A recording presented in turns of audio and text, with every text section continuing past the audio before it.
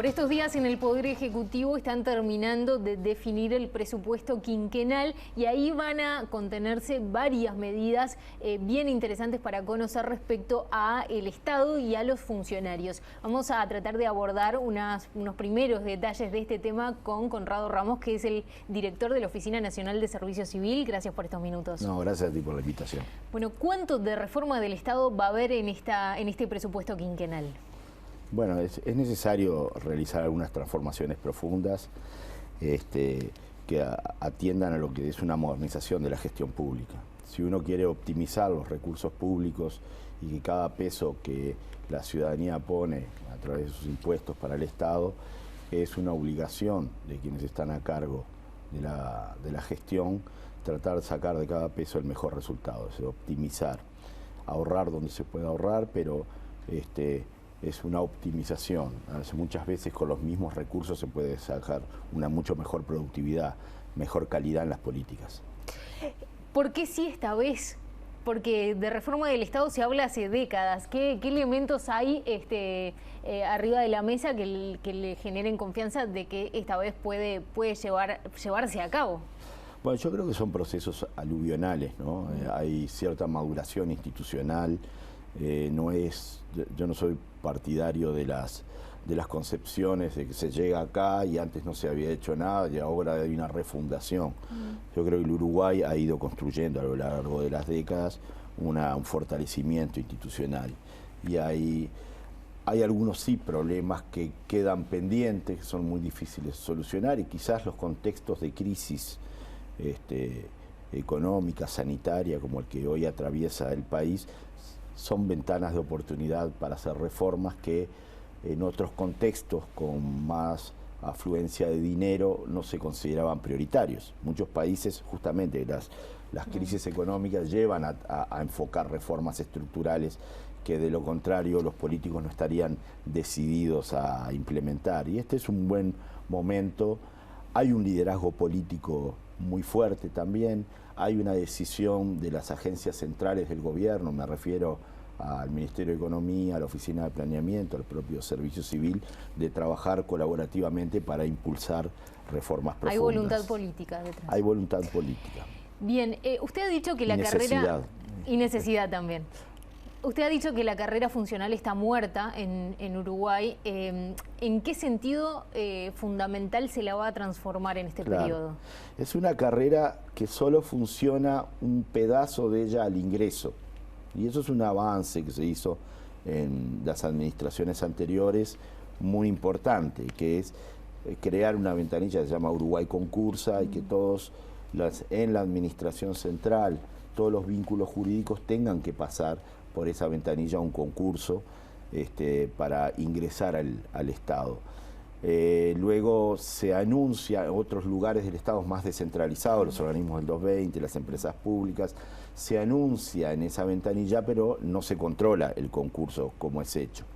Entonces hay algunos avances en ese sentido, pero la carrera administrativa como tal, es decir, entrar, que una persona pueda ser dueña de su destino, diciendo, bueno, yo me voy a planificar ascender a tales lugares, voy a tener muchos ámbitos en los que poder concursar y ascender. Entro en un ministerio, pero quizás me guste otro lugar del Estado más adelante para poder concursar, acceder a cargos jerárquicos por concurso, eso prácticamente está muerto. Es decir, no funciona. En la administración central no se puede cambiar de inciso. Solamente se puede concursar al interior, inciso me refiero a un ministerio. Sí, por ejemplo, un funcionario del Ministerio de Industria, si mañana quisiera aplicar un cargo, tendría que empezar de cero. De otro ministerio tendría que empezar de cero, no podría concursar hacia otro ministerio. Esto se debe en parte a un sistema de compensaciones que ha vuelto, de compensaciones salariales especiales en cada oficina, en cada unidad ejecutora, en cada ministerio, que ha vuelto irracional completamente la carrera administrativa. Por hacer la misma cosa, funcionarios pueden cobrar 4 o 5 veces más o menos. Entonces, hacer, por ejemplo, por un cargo medio, digamos. El ejemplo que yo di en Suárez el otro día, un poco es un administrativo de rango medio, puede cobrar en un ministerio donde no tiene muchas compensaciones, preferiría no nombrarlos ahora para no estigmatizar, pero en un ministerio donde no tiene asignado muchas compensaciones, 40.000 pesos, y en un ministerio donde tiene muchas compensaciones llega arriba de 100.000 pesos, por hacer la misma, por tener el mismo grado y supuestamente la misma actividad. En realidad no sabemos las actividades porque no hay ni siquiera una definición de perfiles y tareas asignadas para cada ocupación en el ¿Y se va a Estado. tratar de unificar eso? Eso lo vamos a tratar de unificar, que era una racionalidad, es decir, que la persona, primero hay que definir qué ocupaciones hay, que no las tenemos definidas. Es decir, ¿Cómo que no están definidas qué ocupaciones hay? Entra como contador, pero hace tareas de auditorías, no tiene una especificación, no entra como auditor. En realidad está bajo el genérico de contador, profesional, grado tanto. Entonces, lo que vamos a tratar de hacer es definir las profesiones, qué es lo que tú realmente haces, qué profesión tenés y cuánto vale esa profesión. Y entonces no importa en qué lugar de la administración central tú estés, esa ocupación, esa profesión tuya vale X dinero. Ahora, esto se va a topar con que hay muchos derechos adquiridos. Exactamente. Y por eso entonces, hay que hacer un muy buen relevamiento, un estudio del conjunto de las ocupaciones. Hay más de 1.000 de las compensaciones, hay más de 1.000 compensaciones que están agrupadas, se le llaman al grado, al cargo, a la función, a la especialización más de y a la 1.000 persona. compensaciones Claro. distintas. Entonces hay que estudiar de todas ellas cuáles realmente uno no puede volcar a pagar una ocupación, es decir, subsumirlas en una bolsa de dinero y decir, esto va a pagar la ocupación. Y que el resto queda como compensación personal, pero ya no está atada a una ley. Entonces quizás haya algunas compensaciones que no se puedan tocar, por ejemplo, el trabajo de nocturnidad, para dar un ejemplo. Entonces, es muy probable que se tenga que seguir pagando una compensación asociada a la nocturnidad.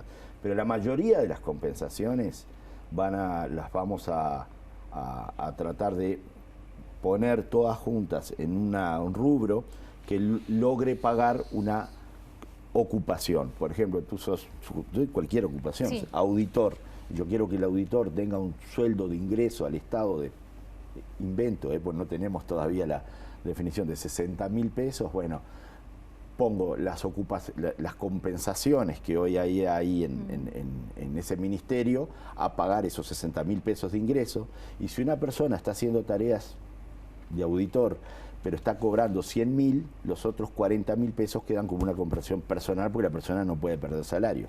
Pero el próximo que entre ya no va a estar no va a cobrando tener esas 100.000. 40.000 pesos de compensaciones. Eso hace que nadie pierda sus derechos adquiridos, pero al mismo tiempo empezamos a pagar algo mucho más racional que mirando al sector privado, que no tiene por qué ser igual, pero tampoco queremos ni que se pague 3 veces más de lo que en el sector privado se está pagando, ni tampoco Claro. que no logremos atraer gente a posiciones que se necesita una expertise determinada, la tenemos que contratar por afuera porque dentro de la carrera no lo podemos pagar. ¿Qué va a pasar con el personal de la educación, por ejemplo, y las suplencias? Bueno, el tema de las suplencias ha sido publicado y es un tema muy complejo. Son prácticamente el 10% del presupuesto que se está gastando en estos temas de suplencias, y por lo tanto ahí hay un tema de que en algún momento hablé sobre este tema. Bueno, le erré a la cifra porque se había dado me habían pasado un dato que no era correcto, y está bien, hay que hablar con mucha prudencia de las cifras, y cuando uno no las tiene y no las produce, hablar hipotéticamente, conjuntivamente, pero en realidad hay un tema fuerte con las certificaciones médicas en todo el Estado, donde en realidad no hay un control adecuado, se gasta excesivamente en temas de certificación, y hay gente certificada de mucho tiempo, prolongadamente. Sí, se habían encontrado gente de un año igual. Exacto, y más. Y no hay controles adecuados sobre eso. Va a haber, yo no voy a adelantar cuáles, pero sí van a haber modificaciones normativas en la ley de presupuesto que atiendan a corregir este tipo de situaciones. Usted había hablado en el semanario Búsqueda de la existencia de un Estado paralelo. Sí, lógico. ¿Qué es y cómo lo van a cambiar? El Estado paralelo le llamamos a formas de contratación por fuera de la figura de funcionario público. Son contratos de arrendamiento y servicios, de arrendamiento de servicios y de obras, con distintos tipos de administraciones, pueden ser PNUD, la CND, que ofician como organismo de administración, por lo general asociados a préstamos internacionales, y por lo tanto el ejemplo de Dinama, una dirección como el medio ambiente prácticamente está casi toda tercerizada, porque es por contratos por afuera. Ahora que hay que crear el nuevo Ministerio de Ambiente, bueno, tenemos que ver si esos no se convierten, a ver en qué plazo, si es inmediato o a mediano plazo, se convierten en vacantes de funcionarios. Entonces los funcionarios que hacen inspecciones de medio ambiente no sean funcionarios contratados, sino un funcionario que representa a la autoridad estatal y está sujeto a los derechos y deberes de un funcionario. ¿Tienen idea de cuánta gente está en esta situación? En realidad estamos empezando a elaborar cifras porque no había un inventario acabado, hay cifras que no son del todo confiables. Te podría decir que funcionarios revistiendo tareas de funcionarios públicos, pero siendo contrataciones privadas a cargo de la CND, por ejemplo, había 1.200 adjudicados a distintos servicios descentralizados y ministerios.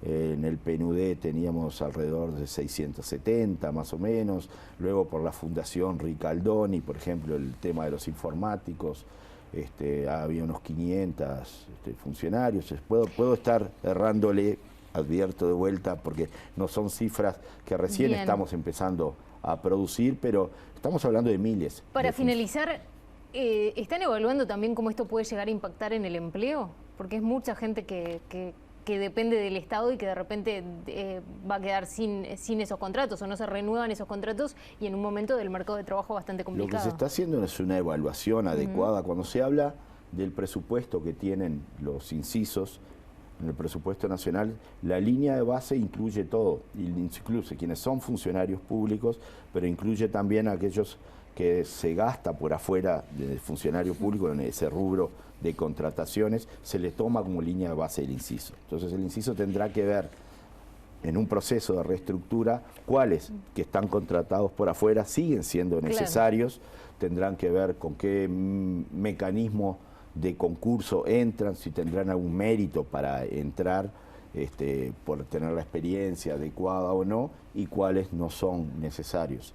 Pero esto es un proceso que se va a ver y va a ser consecuencia a partir de la aprobación de la ley de presupuesto, de procesos de reestructuras que se van a hacer en todos lados. Entonces, dimensionar ahora cuántos, más allá del corte que hubo que hacer ahora por el decreto 90, ¿no? Que hay que cortar un número de contratos X en presidencia y en otros organismos, a futuro, como producto de las reestructuras, se verá qué número se sigue necesitando y cuál no.